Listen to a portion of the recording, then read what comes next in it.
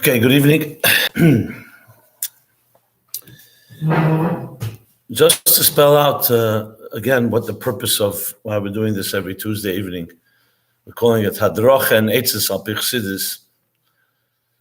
Officially, this kollel is meant to shape and help you, train you into going into the world and maximizing your potential in Klei Kodesh, whether being a Rav or a Mashpia or a Shliach or a Rosh Yeshiva, whatever it is you'll end up doing, the more empowered you are with Torah and Derech HaTorah. So there's learning, which you're learning halachas and nigla, and we learn chassidus.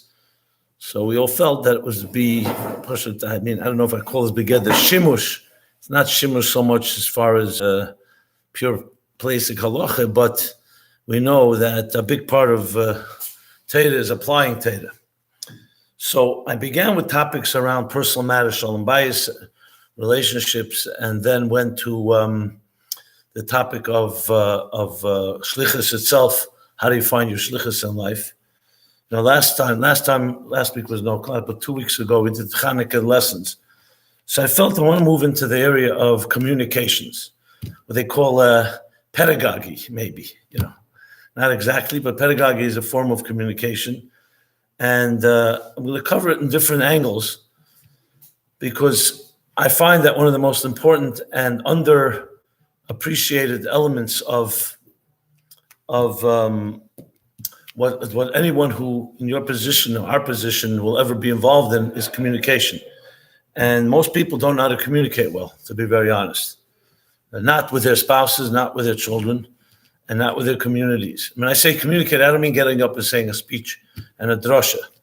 Some can do that well, some not. But communication is a lot more than that. The communication is about a personal communication where people feel that what you're saying is relevant to them and resonates and really helps them in whatever area it may be. Especially when it comes to controversial topics, where there's many different disagreements and it's embroiled in all kinds of different opinions and so on. There especially, it stands out, the lack of communication. Now let's just bring the best dogma, which is what I'm going to begin with here, is Mashiach. Look at Mashiach. We can't even communicate with each other about it, let alone with people outside of the so-called community. And what ends up happening, it becomes disagreements and arguments to the point that just people don't even want to talk about it because they can't come to any type of terms, which seems odd that the B'nai Torah, people who come from a Torah perspective, should have an issue with that. I mean, the Gemara is filled with disagreements. It's all kulei machlekes, and yet it's the basis of halacha and basis of Torah, drachem, Torah, and hayra, and so on. So I just wanted to take a thing so basic like a Mashiach and show what the problems are in the communication, and most importantly, how you actually should communicate it. And when I say communicate it, I mean to all types of audiences. And it's very important. That is a critical point that I want to begin with before I get to the actual so-called rules of communication. And that is you have to know who you're speaking to. There's no such thing as one size fits all when it comes to communication. You're speaking to a 5-year-old is not a 10-year-old. And a 10-year-old is not a 15-year-old. And a 15-year-old is not a 50-year-old. And even among 50-year-olds itself, people who come from one background, other people from another background. So communication is not preaching. It's not standing up on a mountain or anywhere or by a pulpit and telling someone ideas and thoughts and information. That would be maybe a class. Even that should be done in a more personalized way. Look, we have the pasuk. Mikra mola dibra kasuv and nishlei chanech lanar al pidarke gam ki yaskin leyosul memenu. So even though it's not lanar, it's chinuch, but it's really a basic principle with all communication and education. Who are you speaking to? It has to be al pidarke. So obviously, we're not talking about al pidarke, you're not changing the facts and tailoring them to each person, but you're communicating them differently. And that's mistake number one that many people make. They don't have that, either they don't have the empathy or the sensitivity, or maybe the experience to know how to speak to different people based on where they come from. And when they realize that a person doesn't fit into the mold of your so-called, your presentation, people don't know how to adjust accordingly. So that's a critical component. In Lashon Chassidus, Sheirish HaKelim is higher than Sheirish HaEris. Eris is Hamshachas, Hashpos. Kalim is the Mekabel. And the root of the Mekabel is always higher than the root of the Eir, because you have to bring it to the Mekabel means that you're identifying with a Mekabel that's going to be Mekabel, and not just that you're Mamshech. You could be Mamshech on a clay rake or no Kalim at all, and then it goes to waste. If you want it to be Niskabel in a way that it's received well, and more importantly, it remains with the person, they don't forget about it after 2 minutes after you spoke to them, it's critical to understand what the Keli is like, the apidarke of that Keli. So with that said, let me take a topic like Mashiach, and my goal is to really cover different topics as well. We always have our lighting adjustment. And just demonstrate it to you, very straightforward. So the next point I want to make after the Keli, after understanding who you're speaking to, is the issue of actual communication itself.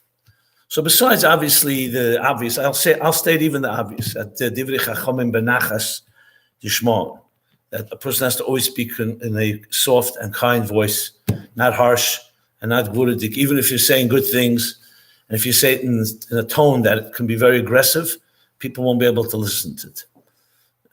So even if you're saying something that is strong, it should also be said, divrei chachamim benachas is a klal.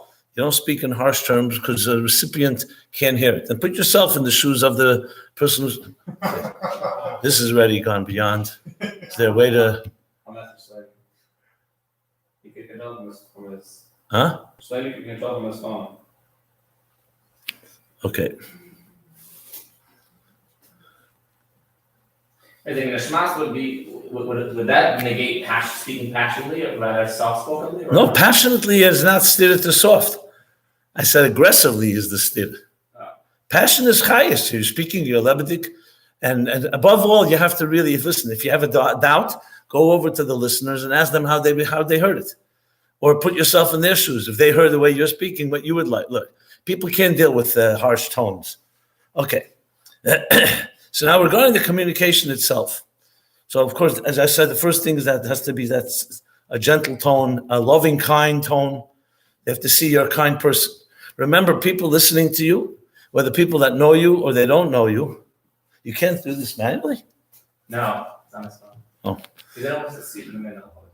Fine. Anyway, no, I'm fine. I'm not looking at any notes here. I'm just, I see the screen is going to look interesting color here. So remember that people are not just going to hear your words; they're going to hear who you are. And I've said this a number of times. I've given workshops to shluchim about communicating. So I asked a question. I said to them, when you, let's say you have someone comes to your shul or your Chabad house or your community, and it's a new person or it's new people, and you only have one opportunity. They're going to hear you once, and you may never see them again. What would be your kavan? What would be your message? What would you want them to go away with? The takeaway message. And I remember everybody had answers. This one said to come back again. The joke was to get them to make a donation. All the different goals. So I said, no, what you want to achieve is one thing and one thing only.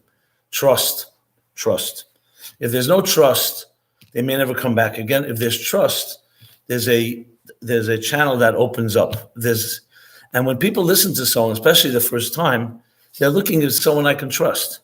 Whether they sense that this sincerity. The Rebbe speaks a lot about dvarim hayetzim min halev, nichnosim al halev. That's coming from your heart. It doesn't mean you have to be perfect, but it means you're sincere. You're not just selling something, and it sounds like you're just hawking, like a salesman hawking some product. And that's one thing. The second thing is that they identify with you. If you speak like from mamaylo lamato in a condescending way, people do not trust that. Because then they say, oh, this person thinks that they know better than everybody, including me, and they're telling me these chachmas. If you have that, you're dead in the water if anyone gets that impression. Because you're conveying personal matters, so it's important that you feel for it, and they feel you're like me. In other words, there's nothing wrong with saying, I experienced something and I made, and how I learned. By even bringing yourself into the picture, you already create more trust. Because they see, you're like me. You also have doubts, you also have your questions, and you resolve them. To get up there like this know-it-all, and you're the biggest chacham in the world, is not at all successful in most communication. And especially when we're talking about matters of Torah and Yiddishkeit and Getlichkeit and Mashiach and such things. So these are a few key principles in the general field of communication. Now, so how do you do this effectively? Obviously, you have to train yourself and work at it, but there's a few key things that you have to remember. You're not here to persuade anybody. It's a big mistake to think you're getting up there to convince anybody of everything. That's not the way to go work. That is it's aggressive, even if you say it nicely, because you're assuming that they are going to listen. Because why would you assume that they think you know all, that you're going to convince them? And are you giving them the opportunity to respond to you? Many talks that you give, maybe at the end there'll be questions. So you should not go with an approach, I'm trying to convince. Your approach has to be an objective approach. I'm going to share with you an idea, and this idea is based on something. And you and I can look at it together. In other words, you include in it the concept that the Rebbe often brings from Halacha, that a Rav, you're allowed to ask a Rav, Mehechen Dantuni. Why? The Rav is the authority. He's the authority. He's Achroi, because he has to answer, because he's also not the Balabos of Torah. He has to tell you the Makedas, where it comes from. So this is a critical component, the element of recognizing that you and the listener are in the same field when it comes to the Eibishter. You're not closer to God and to Torah than they are. You may know more knowledge, but you have to share that, and that is a critical point, the humility of recognizing that you are not speaking your ideas, you're speaking the ideas of a place. I'm going to apply this in a moment in real. I'm just giving the general picture. I'm going to apply it to Mashiach specifically because I deal with it all the time, both in communicating myself and also training others to communicate. So the next thing is, in other words, so repeat what I just said. You're not here to tell them your ideas, and it's not about persuading them. You're sharing an idea, what it says. Why is that important? Because if they're not ready yet to hear it all, let's say they're not knowledgeable enough, or they don't know all these say this, or it may take more than one communication, you want to leave them with something to work with. You don't want to leave them with saying, oh, you have to accept everything I said, or else, no. You want them to be able to absorb it and internalize it. So with that, let's go to one more thing before I go to the specific, and that is the conclusion, the takeaway. Always know what you want to leave people with. Do not leave that hanging, because it all comes down to the last punchline. What you leave at the end, the call to action, or the what do you want? What are you concluding? Or even in the beginning of your communication, like, what's my goal here? I'm going to share with you ABC, and here's the objective that you go away with. Is vital, because then people have something to work with. Like, you could say, okay, with this I conclude, and here's the takeaway, 1, 2, 3 takeaway, and you can, for more information, you can go to this website or read this book and so on. Now, obviously, what I just said now is more like a talk to a number of people, but the truth is the same thing as we're talking one-on-one. You're just not giving a speech like from a bima, but nevertheless, you're still communicating. So really, whatever I'm saying works no matter what. And I'll be honest with you, you may think this is only with strangers. Even with the closest friends, you try these methods, your communication will change dramatically. So let's take Mashiach. Mashiach is a topic that is, most people have no clue what it is. Let's start with that. And as a result, you're at a disadvantage on one hand, and there's a certain advantage in that. Because the people knew what it was, so then you're dealing with what they know, and you have to figure out how much do they know, how much do they don't know. But if it's full of distortions, the job that you need to do, and this brings me to another key point, and that is, it's called dispelling myths and stereotypes. I should have mentioned it before, I'll mention it now. You don't know when you're speaking to someone, you don't know what's going on in their mind. You don't know where they're coming from. You don't know their preconceived notions. They may be completely anti-religious for all you know. They may think Mashiach is the craziest thing. They may think it's Christian. Or they may, whatever it is. You don't know that, and you can't ask them. You can't say, tell me what you think about it, because you have now opportunity to communicate. I could tell you this, and this may sound strange to you, but 80% of the work in communicating is not what you say. It's dispelling the myths that people have about whatever topic it is. And even though you're not necessarily elaborating on that, but that's really what you're doing. And especially controversial topics, because controversial topics, why are they controversial in the first place? Because people don't have a clue what it really is.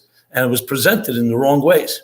So I can tell you right now, when it comes to Mashiach, both from Eden and secular Jews, and for that matter, non-Jews, don't really have an idea of the true Torah view of it. Why is that the case? Because no one really taught it to them. I can even point out to you that even within our own community, people don't really have a real idea of it in many, many ways. But that's not my point that I want to get across here. My point is that most people don't really understand what it is. If you ask people, go around, ask them, what is Mashiach? Someone will say, is it a person? Is it an event? Is it miraculous? Will there be wars? Etc., etc. Now, I know you know the basics, the Rambam and Hilchos Malachim, we all learned that. But that's just very general. That's not really specifics. So the fact that people don't really know what remains, so most of the attitudes people have come from other places. And I would be honest with you, most of the world today, the attitudes toward Mashiach and Geula come from another religion, Christianity. For good or for bad, that is the dominant, that's most in the news and books and so on. And there's very different differences between the Jewish view on it, not just who the identity of the Mashiach is, but also the general, what does Geula mean?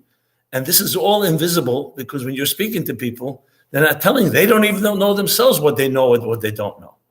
That's why I go back to the point I made before. It's so vital, critical, that you always begin with sources, that you're talking not your ideas, because you could have your opinion and then the person says, okay, I heard the rabbi's opinion. I have a different opinion. Or I heard another rabbi say a different opinion, or I heard another clergy or another person write a different opinion.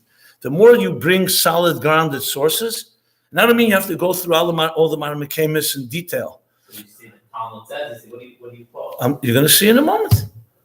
You'll see in a moment. See in a moment. I'm going to be elaborating barichas about this shortly. So in other words, you're not speaking your opinion, your viewpoint. You're bringing grounded sources and so on and so forth. And whoever you speak to, I go again, any audience, this is going to be vital. So now that I've established certain basics, which am I going to sum them up because they're all pretty clear? I'm going to go now take Mashiach, the topic.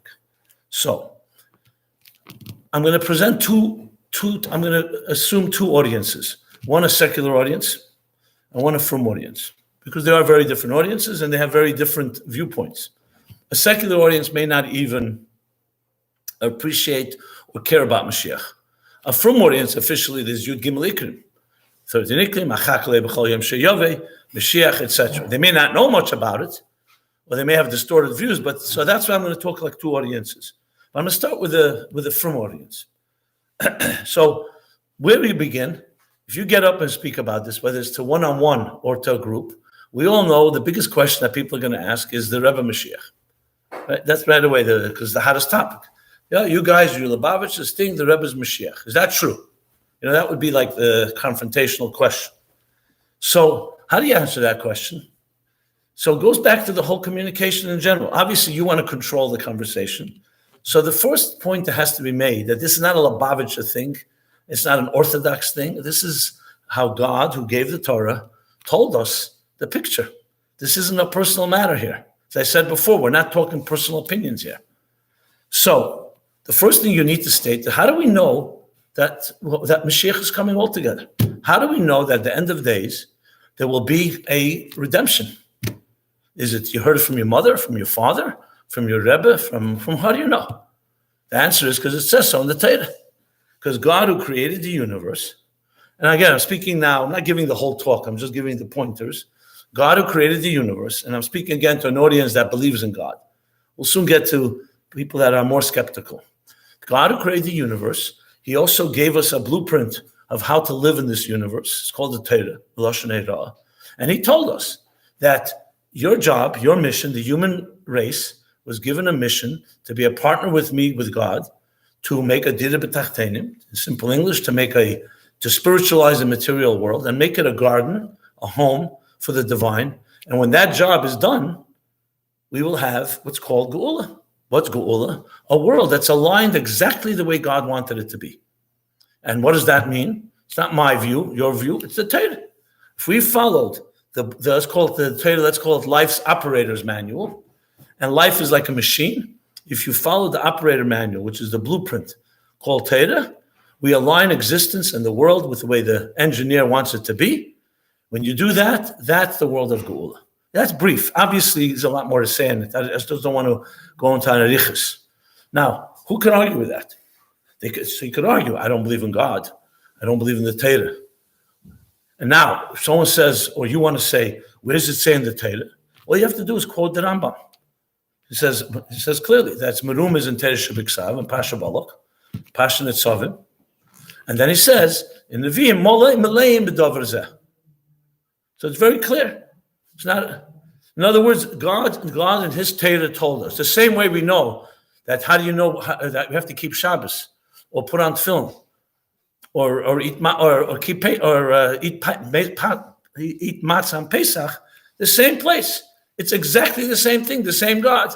The same God told us that there is going to be an end to this whole journey. That end is called Mashiach and Geula. As I said again, I'm not getting into the specific how to explain Geula right now. That's not the topic here. I wanted to talk about the framework of how to present the idea. Okay, so now that we know there's a Torah for this, so we looked at the Torah with any questions. Next question you may have.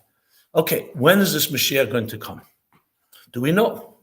So you have to say, listen, we don't know exactly because we don't have anywhere any pasuk that said it specifically. What we know is what Gedolei Yisrael said throughout the generations, that there were different times, Eisrotzen, Aketz, and so on. And you could quote, there's no problem with quoting, whether the Lubavitcher Rebbe, or the Satmar Rav, or the Chofetz Chaim, or Elchanan Wasserman, or whoever it may be, all who talk about how the Simonim of Ikras and Mashiach are today. Again, this is with sources from Gedolim and so on. Now, next question. I'm taking everything from a Torah point of view. Is the Lubavitcher Rebbe Mashiach? Okay, that may be the most controversial aspect. So you could answer, yes, I believe yes, as a chassid. And someone asks you, how can you say that? You say, there's the Gemara, the Talmidim, they all called their Rebbe Mashiach, in different generations, they saw their Rebbe. That would not be the way I would respond. I've been asked this question, as you can imagine, thousands of times, by all types of audience, that way to answer, again, to keep it above what we call partisanships and parochial communication. The way to do it is say the following, the same thing what a Supreme Court justice would do. If you asked a justice in the Supreme Court, do you believe in freedom of speech? What should be his answer? His answer is, doesn't matter what I believe. The Constitution of the United States that I uphold and have sworn myself to uphold says freedom of speech is an absolute. And therefore, yes, I uphold. It makes no difference what I believe. The same thing is with the Rebbe or any topic. It doesn't matter whether I believe whether the Rebbe is Mashiach or someone else's. What does the Torah say? It's not a personal matter. The fact of the matter is that if it's 8 billion people on this planet all voted that the Rebbe is not Mashiach, but God wants him to be Mashiach, he'll be Mashiach. And if 8 billion people on this planet vote that he's not, then the other way around. 8 people say yes, and God does not want him to be, he's not. It's not up for election. Moshe Rabbeinu wasn't elected, then Mashiach is not going to be elected. This is God's domain. God decides who is his messenger to bring the Geula, both Geulas Mitzrayim and Geulah Amitis V'Ashleim. All this you see here, once you go in this type of tone, you're taking it away b'chlal from a type of controversy. Because all you're doing is you're looking to Torah. So then someone says, so what does it say in the Torah? So you say, look, the Rambam talks about the criteria of Mashiach. Turn it exactly like you would talk about, I don't want to say it in that tone, but like whether a chicken is kosher. Who decides that? You and I. You look at Shulchan Aruch and you look what the conditions are. The Rambam says, Im Yamed Ish Mebeis David, Melech Mebeis David, and Huga B'Teira Mitzvahs. So we have a bunch of criteria. He has to be from the house of David. He has to be committed to Teira Mitzvahs. He has to inspire others in Teira Mitzvahs. Yilchem Mechamas Hashem, whatever that means. You know, maybe we know, maybe we don't know. It's not necessarily relevant. That classifies him as Cheskes Mashiach al Pi HaTeira and al Pi HaLach. What's Cheskes Mashiach? Presumed to be. Were there people in history that were presumed to be? Absolutely. More than one. Then he goes on, the Rambam. If he wins the war and he rebuilds the Beis HaMikdash HaShlishi and Kibbutz Nitzchei Yisrael, then Mashiach Vadai. It's clear. So then if someone says to you, so what about the Lubavitcher Rebbe? I've been asked this question. Okay, now that you've told me this, so what's your opinion? I will never tell them. I said, just 1 second. Am I your authority? Do you ask me my opinion about everything? That whatever I say, you're going to listen to, or you just want to know what I think? You learn the Rambam, go study the Lubavitcher Rebbe's life, and see yourself, come to your own conclusion. What is it? It's up to me? I'm not here to tell you what it is. I always say that. And they say, but with your research, what did you? I said, I knew the Rebbe, and I look at the Rambam, and he clearly fits the criteria of the first stages. But I don't want to tell you that you have to say that. I want you to objectively do your own research. When you do this is a perfect example of what I said earlier. It actually creates trust because they see you're not trying to sell it to them. You're quoting Torah. You're saying, go study the situation yourself, research it. I'm giving you my sources. Everything I said before, all B'darkei Ne'ah. There's no debate here.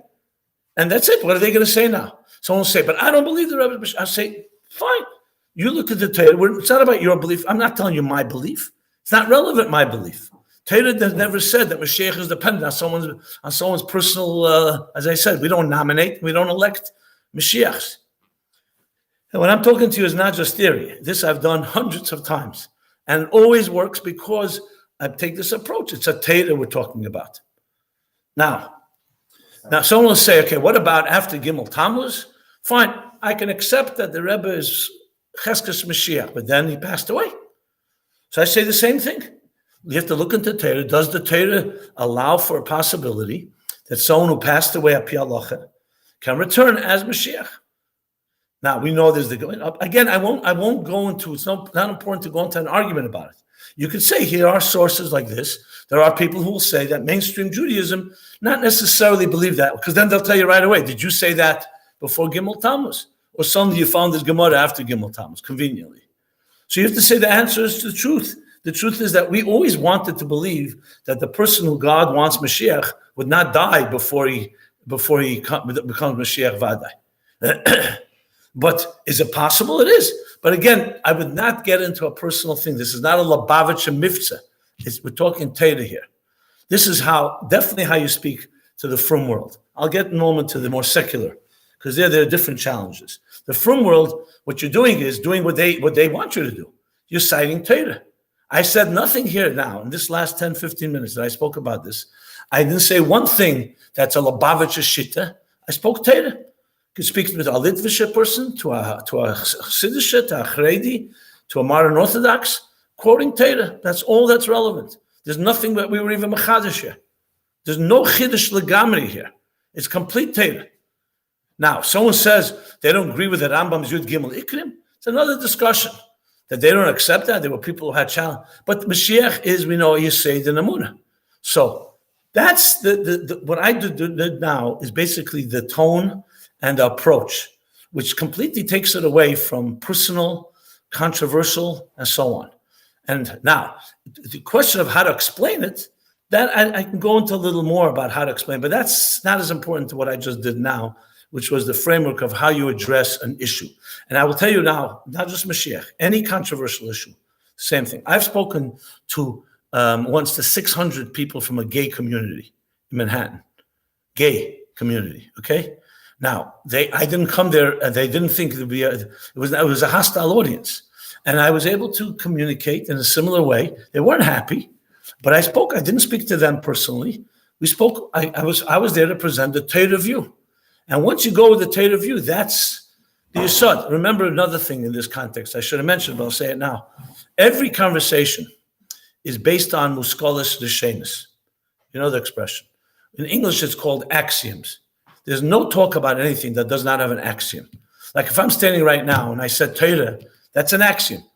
You know what I mean, so I don't have to explain it to you. Torah was given by God, by Sinai, and it's our authority.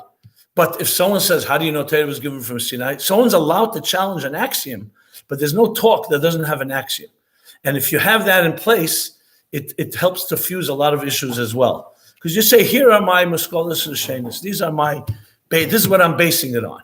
I'm basing on that God created the world. He created the world for a purpose. Mashiach is fulfilling that purpose, and so on. I want to say one more thing, and then I know you want to ask me something, and then I'm going to go to the other audience. I want to say one more thing, that is talking about diffusing stereotypes. This approach also, what I did now was because of my experience, I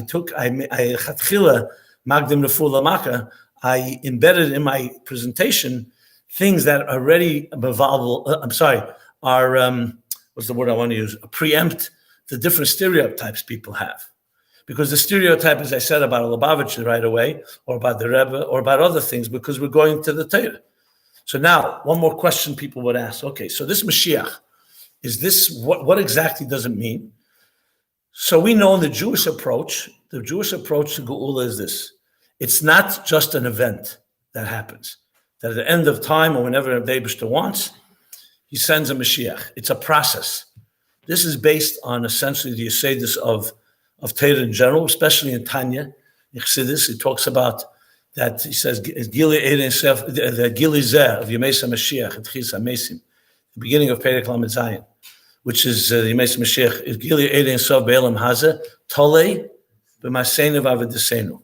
That means Geula is not an independent entity that just comes from nowhere. It's built by the building blocks of our actions today, yesterday, all the way from the beginning of time. At the end of the process of these building blocks coming together, there will be an event. This is also vital because this is not necessarily the view of other religions or other approaches to redemption and to Mashiach. So this is more or less, just I gave a certain overview, this approach. You want to ask something? Yes, if you come with that Sudain that with basically the Gemara Sanhedrin, then they'll say that any Git or any Jewish leader. That's why you're not here to convince you. Frankly, you don't even have to bring the Sanhedrin. Who says you have to say it? No, just to justify that it would be. Who are you justifying? You're trying to present something? You're trying to prove them something? Well, they're asking if it happened to be their Mashiach. Who believes? You're saying, I didn't even make that statement in my presentation. I don't know what the challenges were. No, you're speaking to people about Mashiach in a way you want them to go away. Remember, the most important point I said at the beginning, this is not a preaching, this is not a debate, this is not trying to persuade anyone. And I should have mentioned, I'll mention it again. The goal here is not to make a case for anything. The goal is to enlighten people, to inspire them. It's not about winning a case or making a case. You want them to go away saying, you know what, this is a very interesting topic. I'm talking now to a frum Jew. And Maseinu V'Avodesenu, what can I do to bring the goal? That's what you want them to go away with. See, what you just did is the perfect stereotype, which I avoided completely. It's like you're going in l'chatchila, you're going to tell them why the Rebbe is Mashiach. Well, I don't know what the conversation was. I would never do that. That to me is, it's b'chlal not a, who said that's our Indian to go explain to people that Rebbe is Mashiach? Where you get that from even? Who said that's a yesod of everything? I was talking about a topic called Mashiach, al pitera. To me, it didn't begin with it. That's one of the problems that we have here. People think that's a matorah. Where did the Rebbe ever say that's what we should be doing? Going to give speeches and classes that the Rebbe is Mashiach? There's not one sikha that says such a thing. That says in sikhas that the nasi of Adar is Mashiach Shavada. That's one of the examples of the way it's communicated in the wrong way. What you want to do is inspire people to be part of bringing the Geula or not. I would challenge you. Find me one person who ever went to a community and convinced them that the Rebbe is Mashiach. I don't think you'll find one example of that. That's why it remains something so strange for so many people, because that's not even the matorah. That's not the matorah is them to go do a mitzvah. What do you think the Rebbe would want you to communicate to people? Go do a mitzvah and bring the Geula, whatever way you can. If you need to talk about this aspect, you can bring the Gemara and Einachanami. They will say that to you, and you have no answer. Your answer is it's true.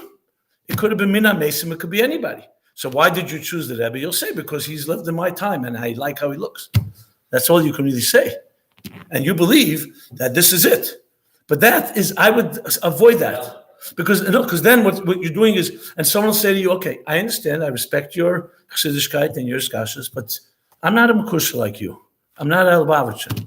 So do you want me to be like you? What would you say to that? Exactly. It's going to end up anyway at a dead end. Now, he'll say, are you trying to convince me that I should believe in your Rebbe as much as you believe? You see what I'm saying? You go there, you're going to get yourself into... Now, I can assure you that if you take the approach that I'm saying, then they won't... I remember I said trust. People have to feel they trust you. If they feel you're selling them something, you're never going to get anywhere. If they trust you and they hear you presented Geula in a proper way, as a matter of fact, they may be very intrigued to know why you believe the Rebbe is Mashiach. And they may challenge you in ways that you would have a problem. That, like I said, exactly. Before Gimel Tammuz, no one quoted Mina Mason. Suddenly you're quoting it. How do you explain that in a very honest way? In other words, you're changing the script based on your realities. Because you're so convinced that the Rebbe is Mashiach, so one way or another, whether he's alive or not alive, right? So I would stay away from all that altogether. It smacks from, even though I'm coming from the same place where you are, we all were educated, the Rebbe is, and so on. But it doesn't lend itself to any normal conversation, except, and even between ourselves. If I challenged you and I say, so how are you so sure? How do you know? Why? Because you grew up and your mother and father told you the Rebbe is going to be Mashiach. How do you really know? Do you have like a psa? So it's just your head, it's really. So it comes down to. You have no absolute proof. You can say there's no complete more than the Okay, for you, because that's all you knew. שעשה מה שהרב עשה בכל העולם, אין דבר כזה, אתה לא רואה בכל ההיסטוריה מישהו שעשה דבר כזה, בעקבות במשיח, אין כאילו... Okay, so you think that will convince someone that doesn't see the Rebbe as that? Well, is that what you were saying before? Anyway. The discussion of what is the criteria of Mashiach? Like, did that sort of borderline say that? Well, no, that's why, but if they say to you, I have another person in my life that fits those criteria, so what are you going to say to that? Like, what were you saying before? Like, I wouldn't, anyway, listen, I'm sharing with you how I would do it, and I think the healthiest way to do it. And remember, to me, there's absolutely no agenda of trying to tell anybody the Rebbe is Mashiach, because I don't see any value in that. The agenda is the only way I would see you as successful if the person you spoke to is inspired to go to Chassidus and be Mekayim and be Meisiv and Teda Mitzvahs. If they don't do that, look, what did the Rebbe tell CNN? Why didn't he say to CNN, when he said, what's your message to the world? He should have said, the message is that Lubavitch Rebbe is Mashiach and everyone should accept him.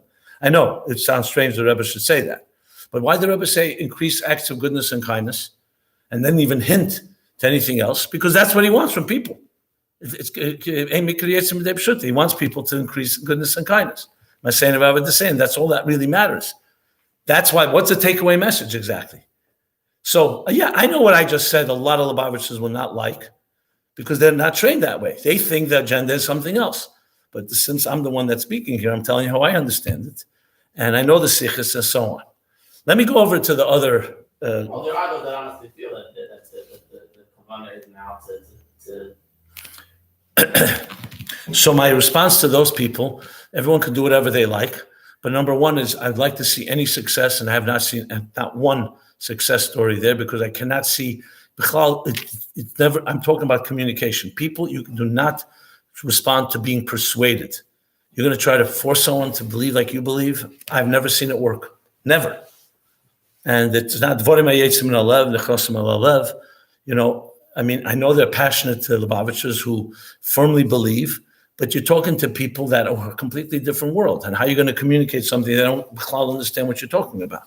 So what are you going to do? How are you going to convince them? So to me, the only way is you use Teda, you use things that people relate to, and try to explain to them why they should be excited about helping bring the Geula. And that's that.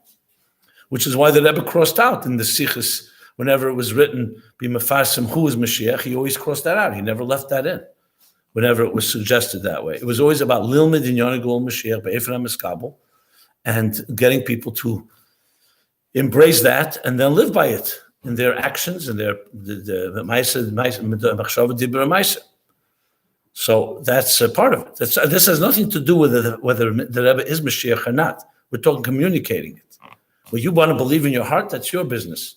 We're talking about how do you communicate effectively.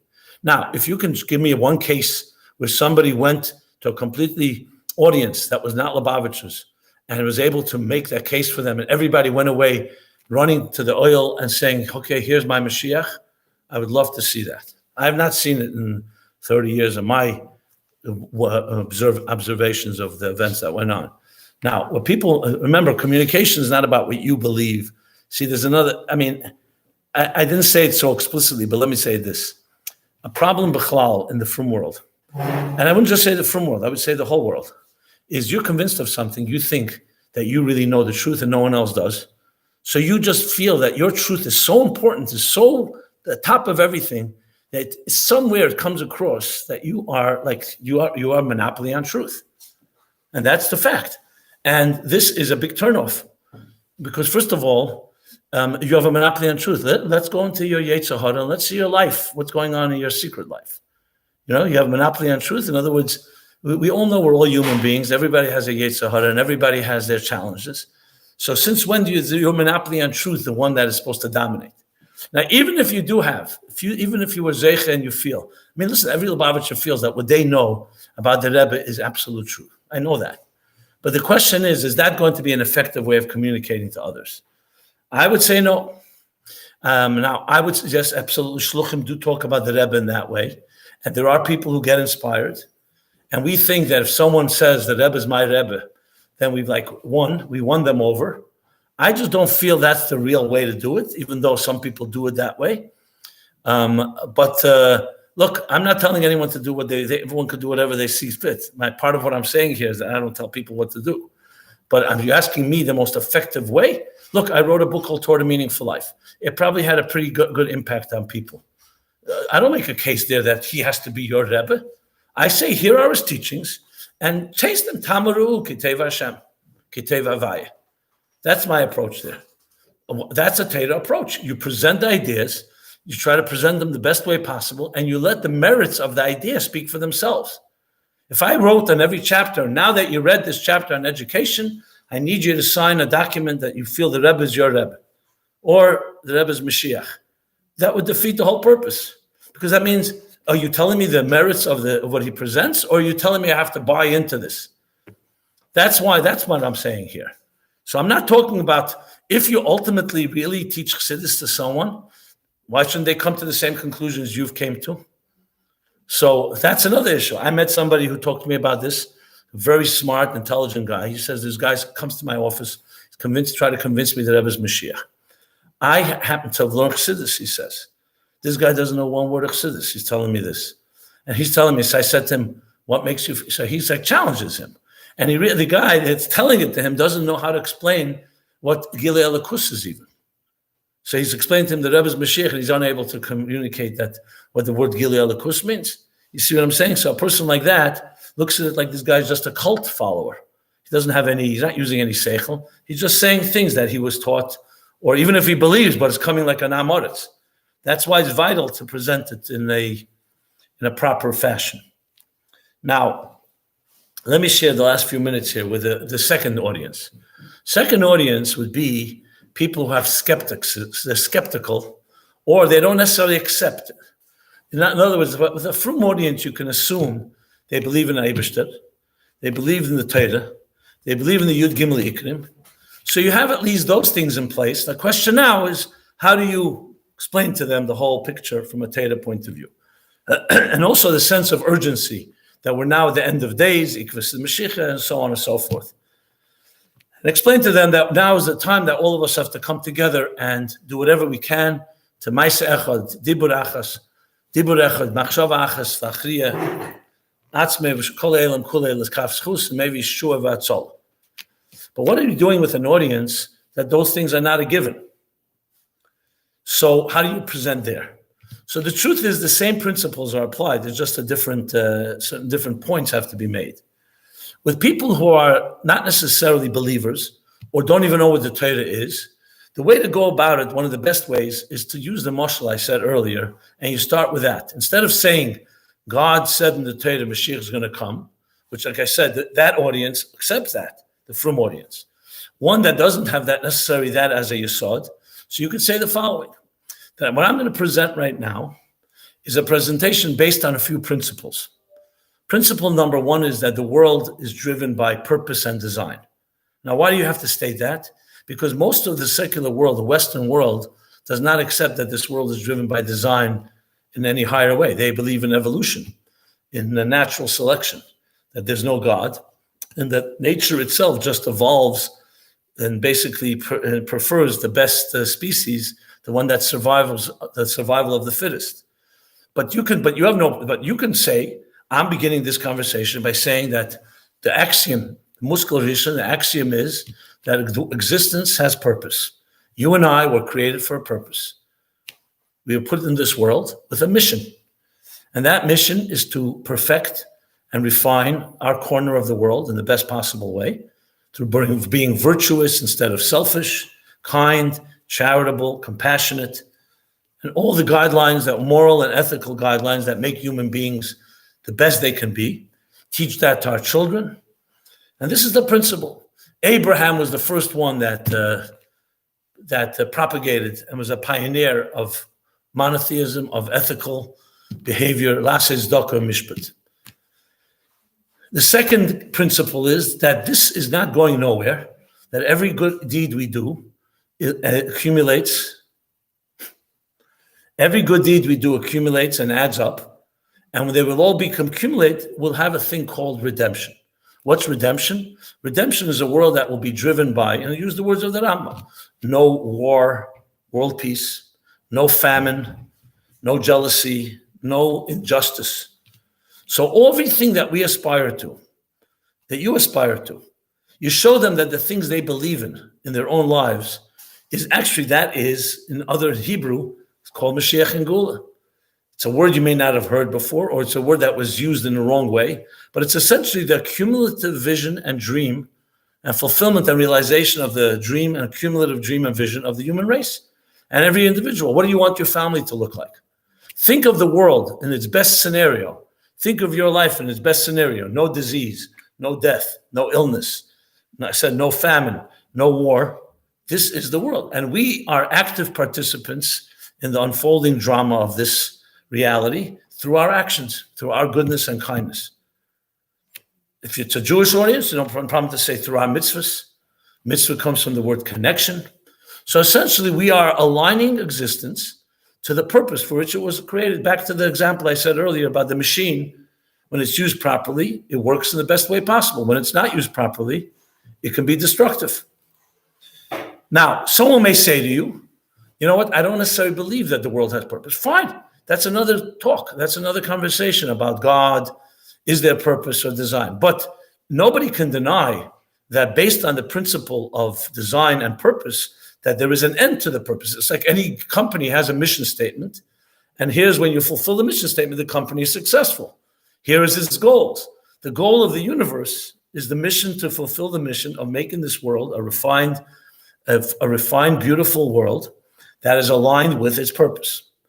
So now, once you state those words, you don't have to rely on the Torah said, the Eibishter said. You could use it, but for an audience that does not accept that as a given, it may not help if you use it, because they'll say, I don't know, what is this Torah thing? I saw someone once makes a presentation, he was using Torah, then afterwards, people said, what's this book word Torah you were talking about? So he didn't read his audience right. So the point is, this approach, as you'll see, is the same idea. You're still speaking to your audience. You're communicating in a logical way.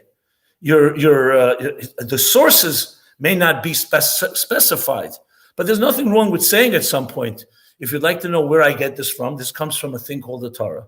This is the authoritative constitution of the Jewish people and actually of the world, Torah at Sinai. But that's really more just establishing where the Torah comes from. Now, with this approach, the rest of it is the same approach. If they want to say, what is this man, Rabbi Schneerson? Is he considered this? So you say the same thing, that the Torah tells us that we know that the person who's going to lead the world into this new era, Messianic era, is going to be a virtuous person, a person who's compassionate, a person who's dedicated to God and dedicated to God's laws. It will inspire the world, and that will begin a process. With the hopeful ending would be that this individual would ultimately help bring the world to that place through education, through inspiration, and ultimately rebuild the temple, etc. So I said the same thing that I said before. The only thing I changed here was, for a different audience, you just use different type of points because that's what they'll speak to them. Again, the goal is, and the Even HaBeichin is very straightforward. If when they leave your talk, whether it's one-on-one or a group, and they don't know what you were talking about, you weren't successful. If they leave and they don't have any inspiration, they have no plan, a call to action, nothing they can do, nothing that inspired them to do something, I also feel it was not successful. Yeah, because most people will forget your talk as fast as you said it. What you want to leave them with is inspiration, that they feel, you know something? This is a very interesting way of looking at the world. I never heard this before. Or maybe I heard about it, but I never really thought about it in a practical way. That me, my parents, my grandparents, my great-grandparents are all part of an accumulative effort, like running a marathon, and each generation passed the baton to the next, and my good deeds. Someone goes away, comes home, and tells this to his wife and his children, or to her husband and children, and say, you know what, I heard something tonight or today. Interesting idea that we are part of something to make this world a better place. If they go away with that, you were successful. Now, the level of that is already going to come down to how well you do it. But to me, this is essentially how one communicates effectively. Now, there are more controversial topics. We're going to address them.